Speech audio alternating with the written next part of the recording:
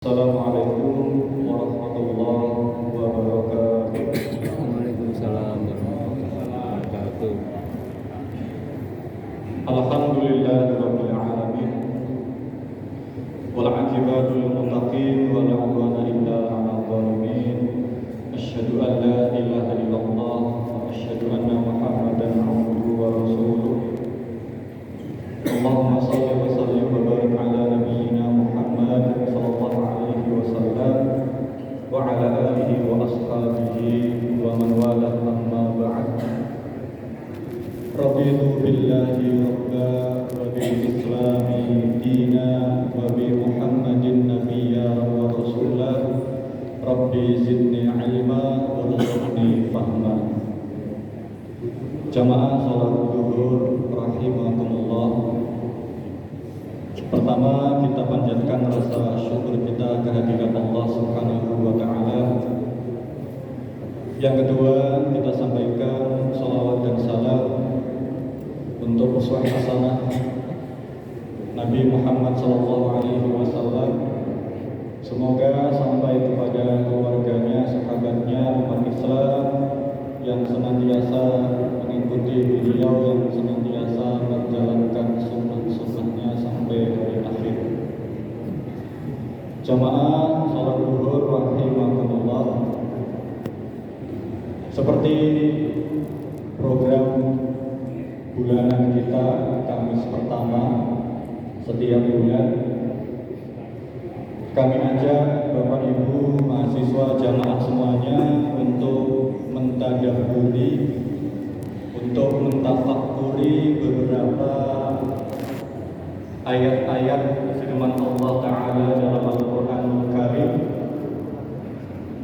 Saya ambil dari surat Al-Ghasyiyah. Surat Al-Ghasyiyah, insyaallah bagi bapak-bapak sudah familiar di telinga, karena biasanya dibaca pada rakaat kedua saat sholat Jumat, termasuk juga dibaca saat sholat Idain. Surat Al-Ghasyiyah, Bapak Ibu rahimakumullah, ayat 17 sampai dengan ayat 20.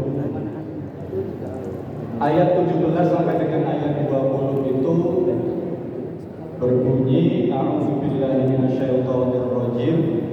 Afala yanzuruna ilal ibili kaifa khuliqat wa ilas samai kaifa rufi'at.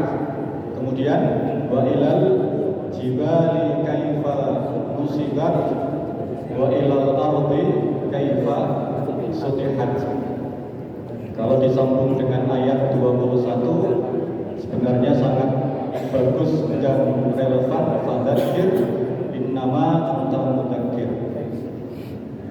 Ayat 17 artinya apakah tidak melihat, tidak mentadabburi. Kalau bahasa risetnya Pak Dr. Arif mungkin apakah tidak observasi. Kenapa pada diam saja tidak mau mengobservasi, meneliti tentang makhluk Allah yang pertama, yaitu ilal ibili. Allah menciptakan unta, Bapak Ibu. Kenapa kok sedikit sekali yang meneliti ya? Jadi banyak yang tidak mau mentafakuri, mentadabburi makhluk Allah al-ibil, unta. Saya masih ingat ketika almarhum Profesor Dr. Yunahar Ilyas mengisi kajian tafsir di kampus kita beberapa tahun yang lalu, beliau sempat membahas sedikit tentang ayat ini, bagaimana Allah menciptakan unta dengan kelebihan yang sangat luar biasa. Jadi yang saya ingat dari ceramahnya beliau adalah unta itu hewan atau binatang yang paling endurance. Endurance itu artinya daya tahan tubuhnya sangat kuat sekali, Bapak Ibu.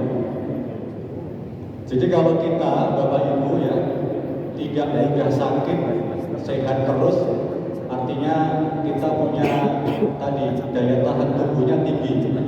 Dan ternyata hewan yang paling endurance, yang tahan banting itu adalah unta.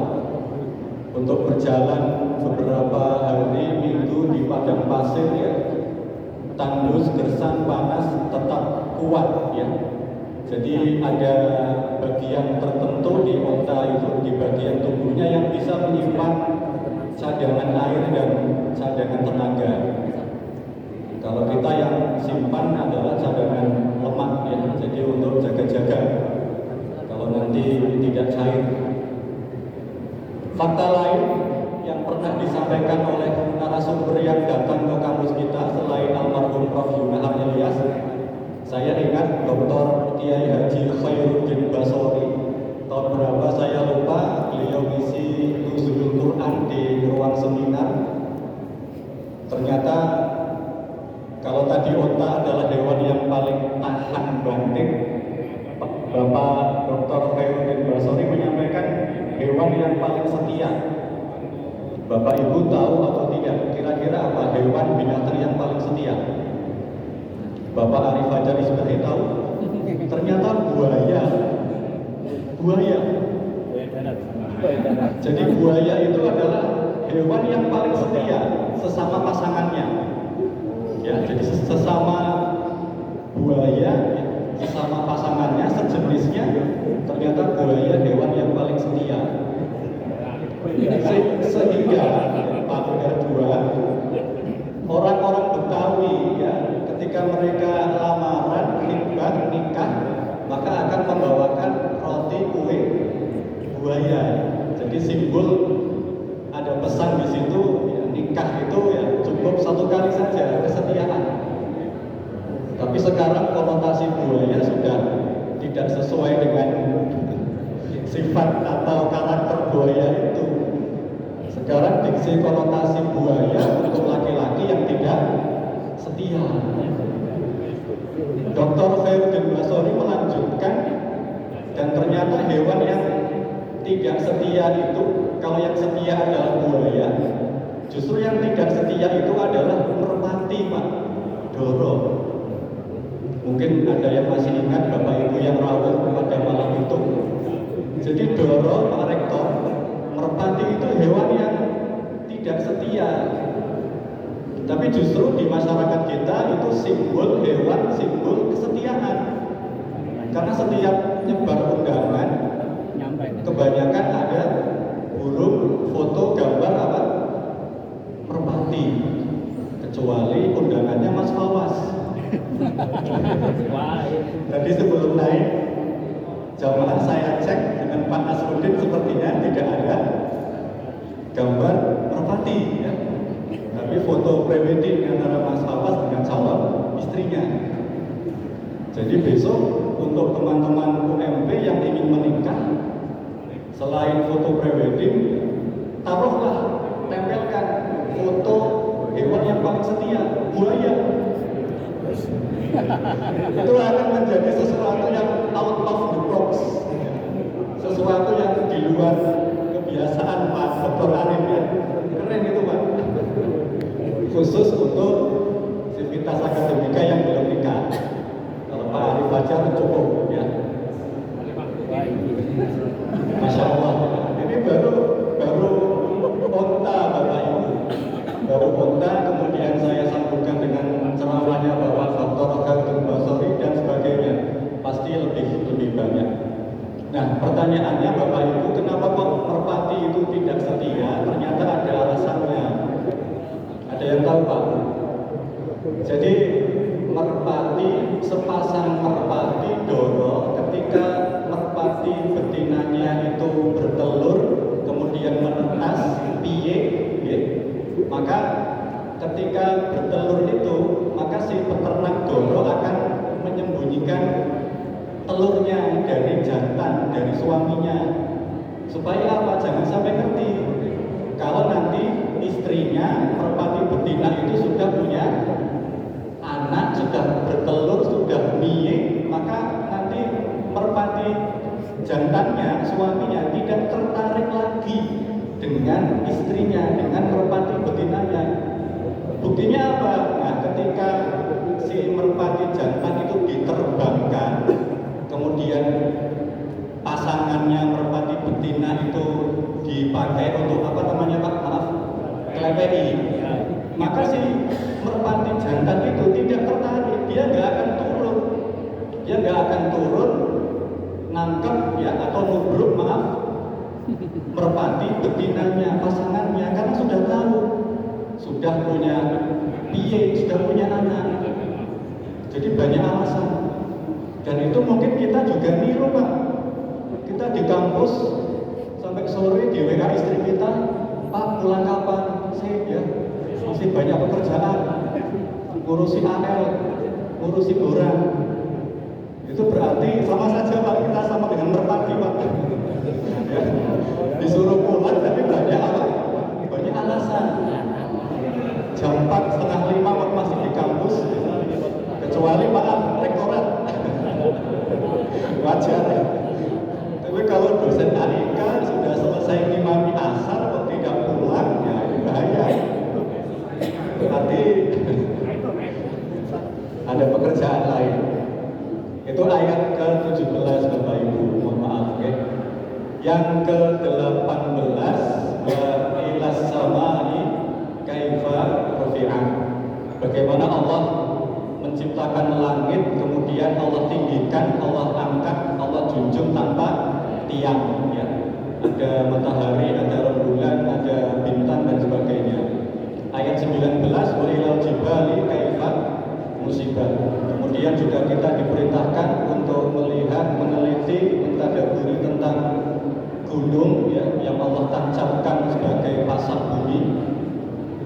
Menarik Bapak Ibu rahimakumullah, dalam Al-Quran Allah menyebutkan gunung itu dengan dua kata, al-jibal dan juga rawasiya. Jadi kalau Allah menyebutkan gunung dengan kata rawasiya, itu berarti fungsinya gunung fungsinya untuk pasak bumi. Sekarang banyak gunung saja tapi masih terjadi gempa Bapak Ibu ya, masih terasa getarannya. Bayangkan kalau tidak ada gunung ya, mungkin yang terjadi lebih dahsyat. Dan memang di Pulau Jawa saja ya, sudah tersebar berbagai macam gunung Bapak Ibu ya. Di Jawa Timur ada Raung, ada Semeru, ada Bromo dan sebagainya. Lalu dekat rumahnya Pak Dr. Arif ada Gunung Selamat ya. Dekat kita ada Sumbing, Sindoro, Merbabu, Merapi. Kemudian ke Jawa Barat ada Ciremai, Gede, Pangandaran, komplit Pak. Di Sumatera ada Kerinci, di Bali ada Agung, di NTB ada Rinjani, di Sulawesi ada Binaya, ada lagi Mojok, hafal Pak. Salah satu SOP pembina Mapala Pak. Jadi harus hafal nama-nama gunung. Bayangkan kalau di Jawa saja gunungnya hanya satu Pak, hanya Sindoro ya, hanya Sumbing. Ya, nanti Jawa Barat, Jawa Timur kalau gempa ya lebih dahsyat itu. Wal jibala autada, surat lain, ayat lain. Dan yang terakhir, wa ilal ardi kaifa sutihat. Diperintahkan juga untuk mentafakuri bumi yang Allah bentangkan ya seluas ini. Yang menarik ayat 21, fadzakir, maka ingatlah Allah ya, perbanyak zikir ya. Fa innama anta mudzakir, karena memang salah satu ciri orang baik kalau disambungkan dengan ayat lain dalam Ali Imran ya, ulul albab itu adalah orang yang yadhkurunallah, orang yang terus berzikir kepada Allah dan juga terus mentafakuri ciptaan Allah. Demikian Bapak Ibu jamaah salat zuhur rahimakumullah, cukup 12 menit saja sudah sesuai SOP, karena kalau lebih dari 15 menit biasanya Bapak Istiqomah yang memberi saya. Terus biasa satu SKS siap. Semoga ada manfaatnya. Mohon maaf bila ada kesalahan. Kita tutup dengan kafaratul majelis. Bismillahirrahmanirrahim.